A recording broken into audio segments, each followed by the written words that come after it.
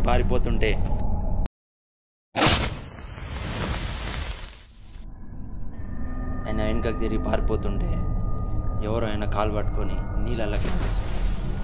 అతడు ఆ నీళ్ళల్లో కొట్టుమిట్టాడి అక్కడే మరణిస్తాడు. అప్పటి నుంచి ఆ ఊర్లో ఆ బొమ్మ వల్ల ఇదంతా జరిగిందని బలంగా నమ్మారు. ఇంకో ఆసక్తికరమైన విషయం ఏంటంటే అదే ఈ బొమ్మ. మజాక్ చేసినారా? అరే ఏందనాను, నేను పోయి పంట.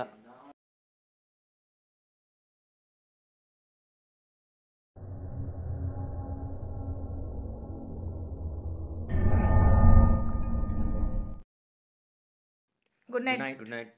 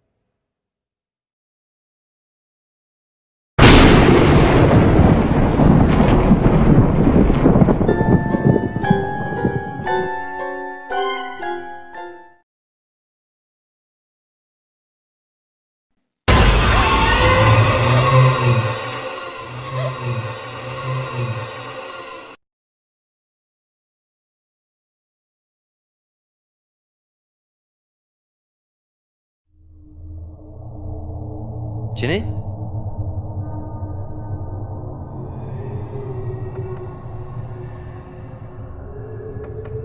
చిని నువ్వేనా?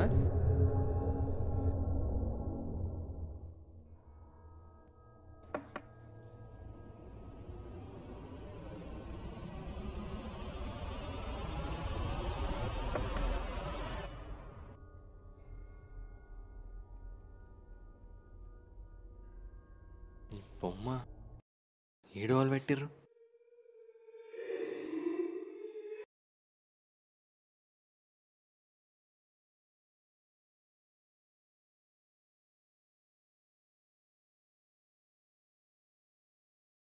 బొమ్మ ఏది?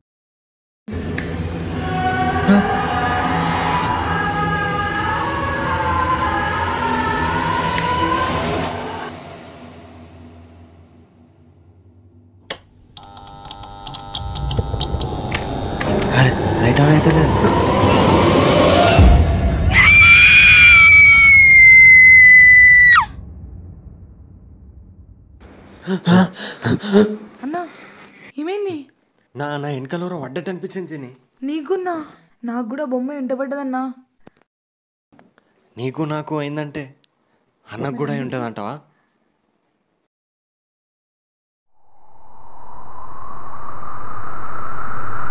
అన్నా అసలు ఆ బొమ్మ ఎందుకు తెచ్చినావు అన్నా? చెల్లెకి గిఫ్ట్ ఇద్దామని తెచ్చినారా?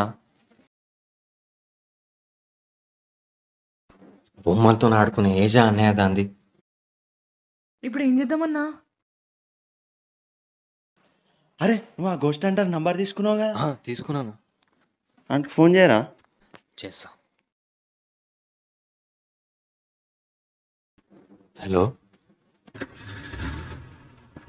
వీలైనంత త్వరగా ఈ బొమ్మని కన్నుసి తీసుకెళ్ళిపోవాలి, లేదా మీకే ప్రమాదం.